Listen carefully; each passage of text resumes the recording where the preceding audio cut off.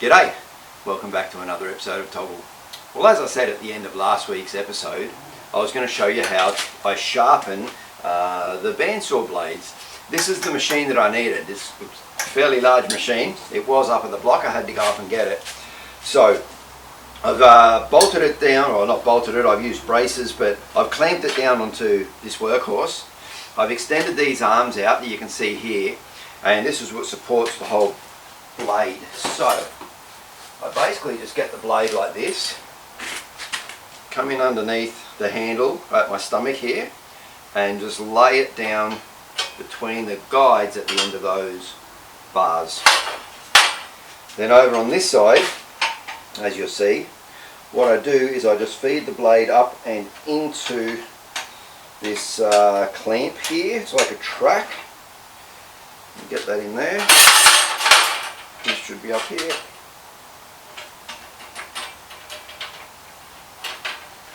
Takes a little bit to set up, and once it's set up, right, there we are. So that's set in there. Tighten up this bolt, and then we're ready to go. So basically the action is that when I push forward, this lever here will engage and it pushes the tooth along one. When I pull down, this comes back and drops in and grabs the next tooth. Okay. What appears to be happening is the little tooth is catching right on the edge here, which I've not had happen before, but I've never tried to sharpen one of the tungsten tipped blades before either, so that's why I've never encountered that. But all I need to do is just pull that forward just a little bit and it'll go each time. So one push, as I said, brings it up, and then I will sharpen the tooth there. Drop this back, pick up the next, push it forwards, and then do the next. So generally it's just push, sharpen, push, sharpen, and you can normally just keep doing it like this without that catching. So I will have to look at that as to why that's catching. I'm not happy with that. It could be that I've got too much of a bend, but anyway, we will work on that. So what I need to do is start this up, get some safety gear on, and then we'll start to sharpen this up.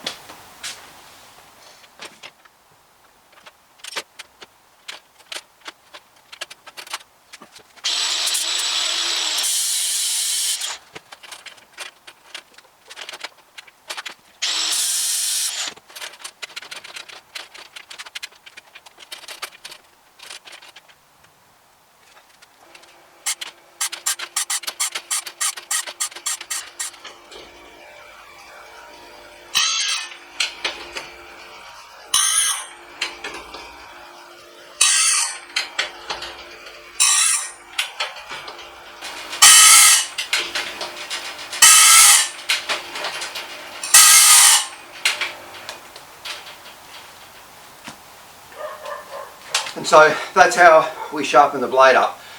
Once it's all set up, it's quite simple. Just click and drop, click and drop. So yeah, we get all those teeth sharpened at the correct angle, and you're just literally just polishing the edge off. You're not taking much off at all. It's just the tiniest little touch, just to clean it up a little bit. So now I'm going to get a few more of these blades done, and then we'll head up the block and we'll see how they go. Right, well, with the blades fixed and sharpened now, we're going to pop one on. I've got the torsion wrench or tension wrench, whatever it is up here. We're going to try and get that set to the exact right pressure it's supposed to be, and then we're going to see whether these blades hold. Like I said, I'm pretty confident that they will. Let's see how we go. Alright, so I put one blade on. I should have been filming, but I wasn't. I put one blade on. Didn't really know exactly how to set that tension wrench. Should have read the instructions a bit better. Tightened it up a little too tight. Snap. Good thing was though, it didn't snap on the weld. So my weld held better than the blade itself did. So that's great. I've still got two more up here because I fixed three. And I know I can fix that other one that just snapped. So we've put another one on. I got Neil up here today, by the way, helping me out. And we've set the tension on that.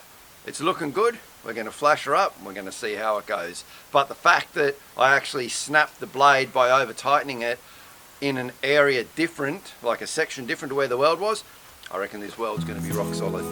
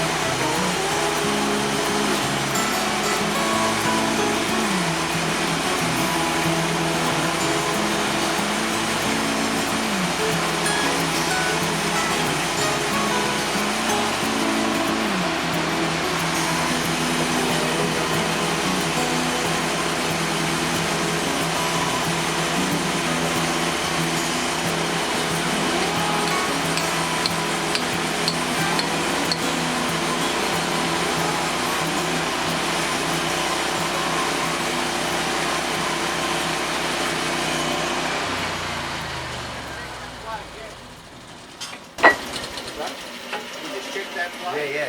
Did you find that any different or not at all? Or? What, wedging it? Yeah. I'm not sure because I was very cautious anyway, so... Yeah. I wouldn't go any quicker than that. No, exactly.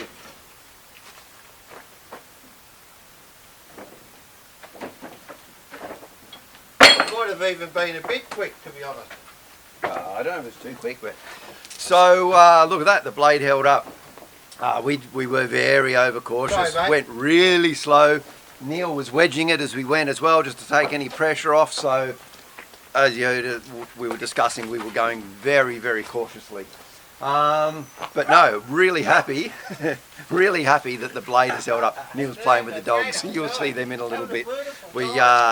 He's got his dog up here, Coco, you saw him in one of the earlier videos, and I brought Thor up today too, and they're having fun. It's a beautiful day up here today, it's lovely and sunny. We're a couple of days into spring, it's just beautiful. But yeah, that blade held beautifully, so I'm really happy. Those blades, the tungsten ones, are worth a bit over $200, and the other ones are worth, I think, about $140. So the fact that I've got 5 blades that have broken over the course of the year that I've never thrown away, and that I can now fix, I've essentially just saved myself like around $700 to $800 because I've got a combination of blades. And they can snap a couple more times and I'll keep fixing them. So literally that weld I've got will save me thousands of dollars in blades. So anyway, we're going to push this back, we're going to do another slow cut and we'll see how we go.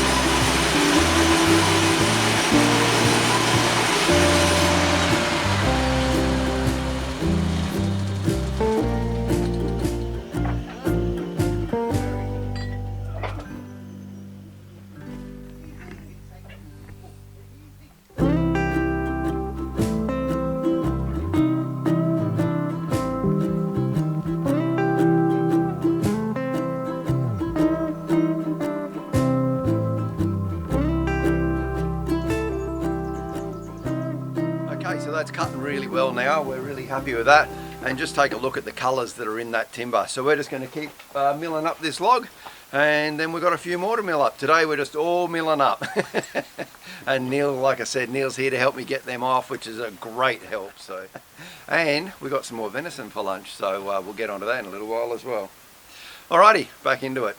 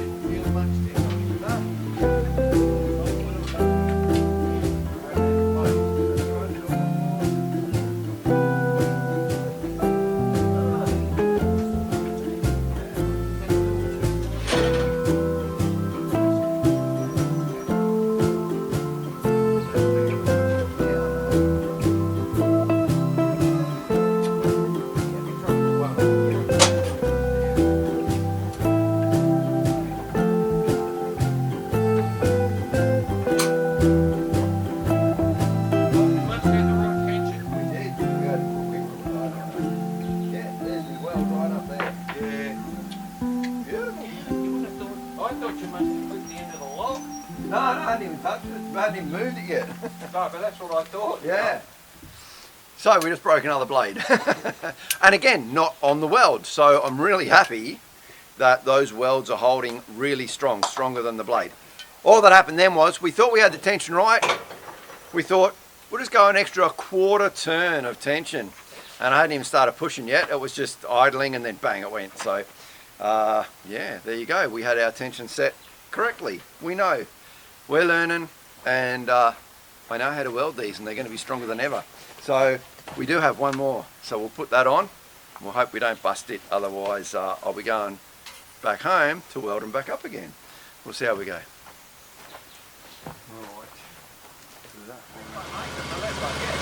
That's right.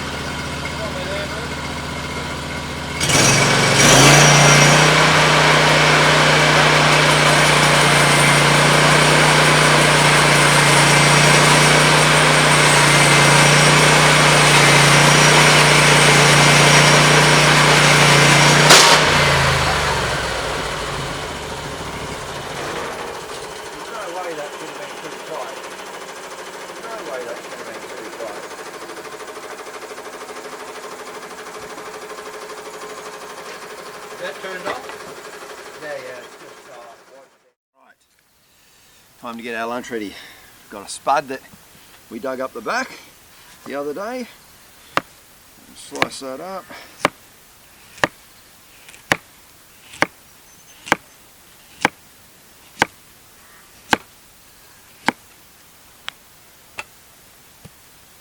Onion store bought though, haven't grown any of them yet.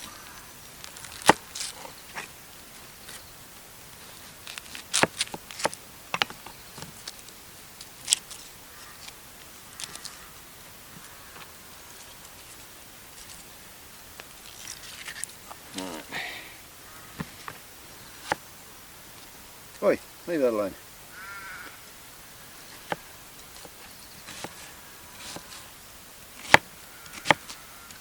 Nice and rough.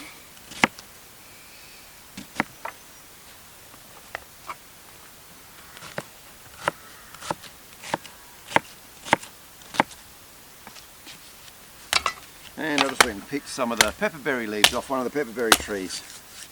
I'll throw that in for a bit of spice as well. Just crush them up a little bit. I do have some salt here, so we've got our venison backstrap.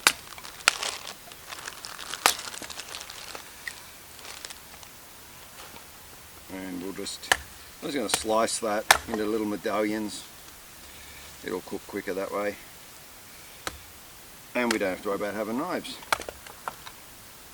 And we'll just get that salted. Get a bit of salt seasoning on that.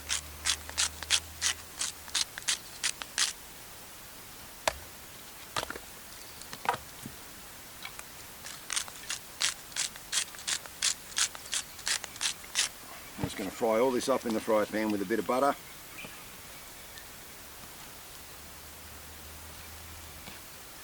And should be delicious.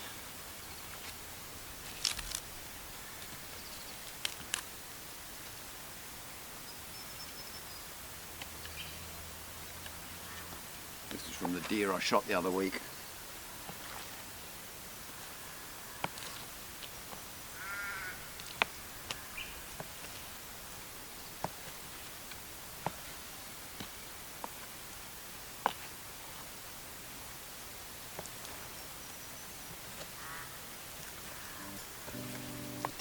Alright, so as soon as we've got a nice bed of coals, we'll be chucking that into the fry pan.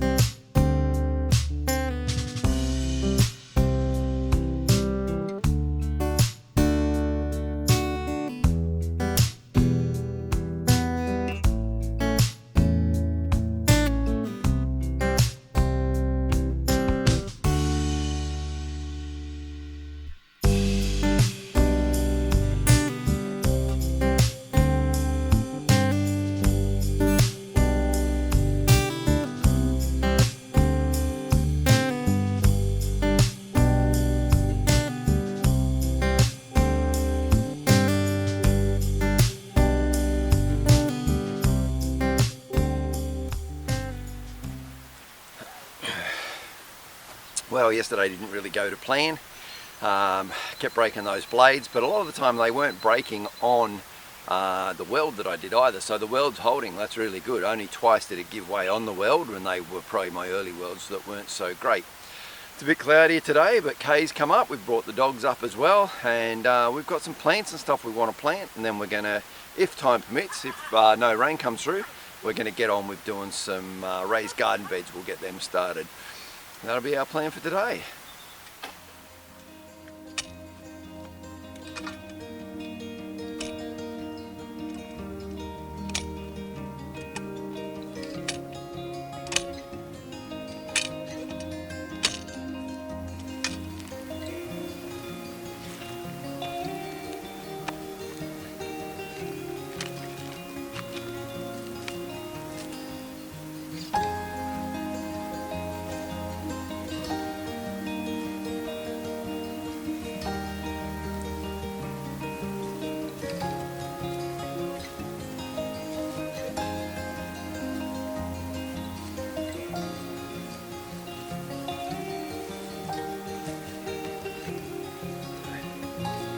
To make sure that the possums don't eat that, we've got to build a cage to go over it.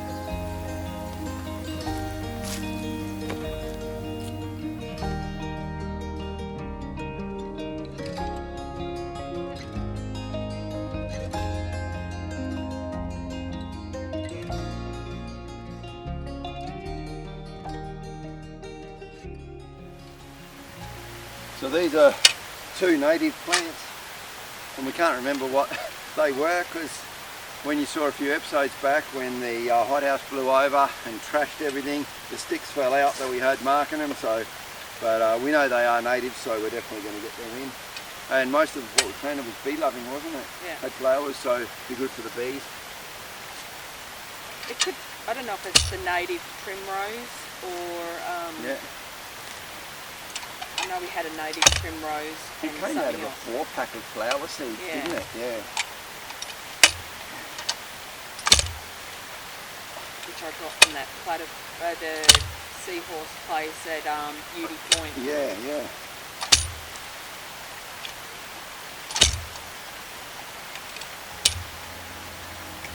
And we're not sure whether the possums will be partial to these or not, so we're going to cover them up regardless.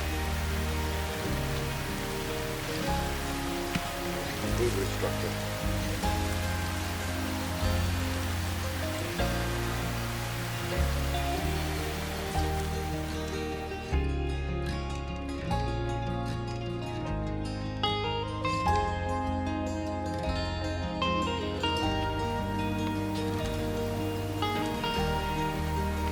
The next task was to cover these grassy mounds with black plastic and mulch.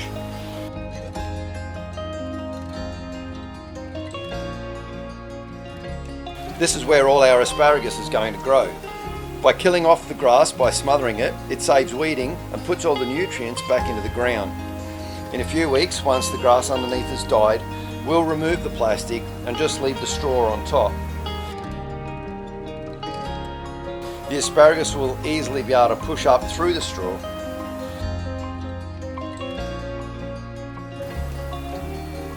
We're also going to put a layer of straw over the potatoes that I planted a few episodes back.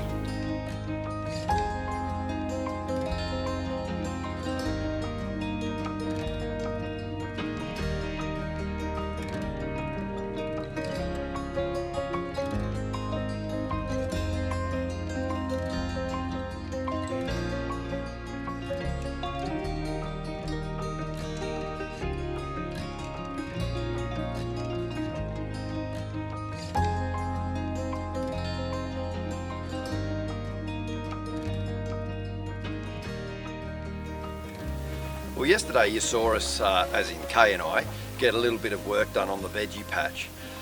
What we want to do is get those big raised garden beds done, so we planned out where the holes were.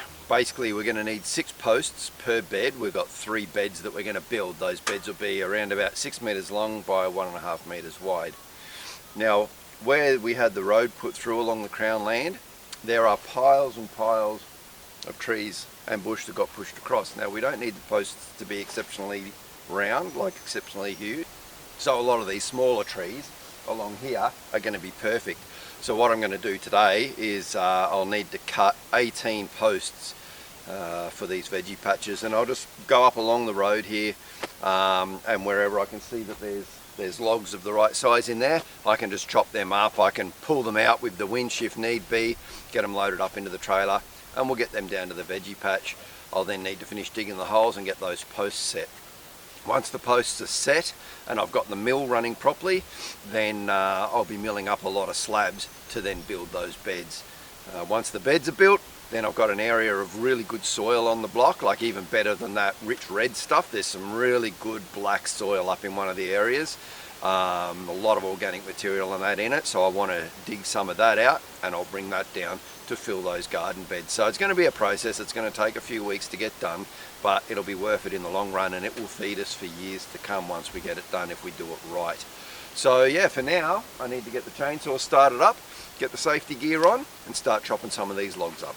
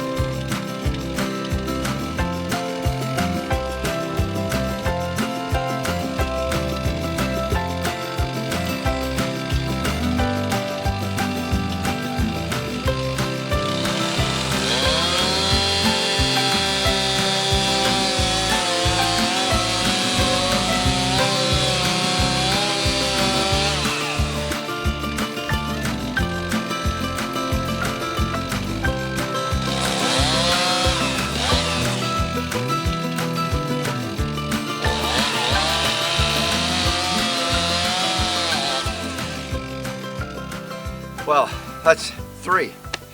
So I've got half of one bed cut. What you can't see from probably that angle is that underneath all those logs, it actually drops about 2 meters, which would be about 6-7 feet underneath those. So I'm balancing up on top of them all because this slope is really quite steep. It keeps dropping down, and you can see all that timber's out there. So I had to be very careful about what I was cutting and where I was stepping, so I didn't go right through the thin stuff and end up further down. Anyway, there's 3 there now, so I will maneuver the car around, hook up the winch, and I'll drag those 3 out and get them into the trailer, and then we'll just keep looking for more.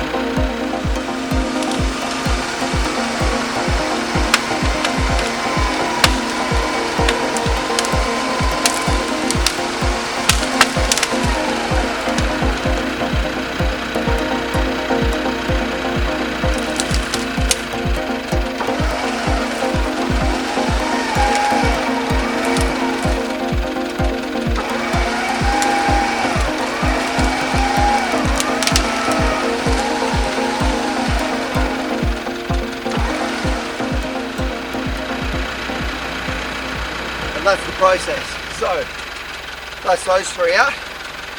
Now I'm just going to go and find another 15 more. It's probably going to take me the better part of the day. So unless something really interesting happens, I'll show you, but otherwise I just got to keep doing that, rinse and repeat, then we'll get the logs down to the veggie garden.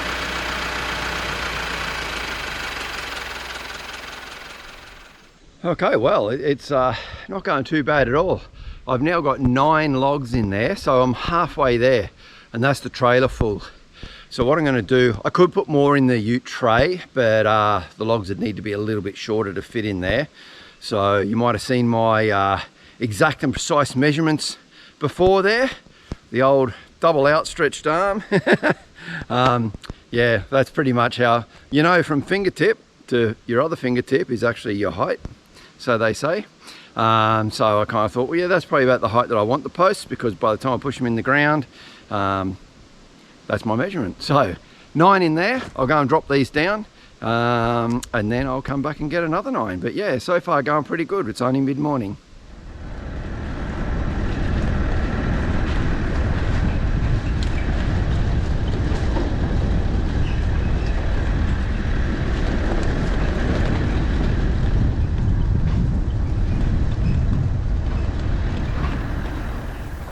Well, I got the second lot of 9 logs.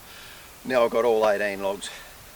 I'm going to offload these, and then what needs to happen to them is I need to strip all the bark off them, and then as you've seen in previous episodes that I've put out where I've put logs into the ground, I need to char them. Now I was planning on doing that this afternoon, but the weather is starting to change. I can feel the temperature dropping, the clouds are building up, and there was rain predicted, so there's no point me starting a fire to try and char these only to have the rain come down. So I'll get to and get these offloaded, and then we'll see where we go from there.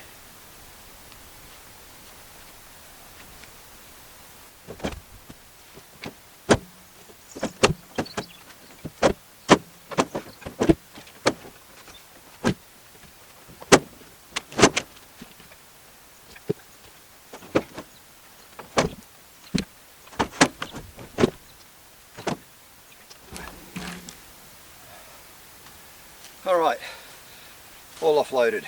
So, now those logs are a mixture of blackwood, gum, like a stringy bark gum, and some wattle as well.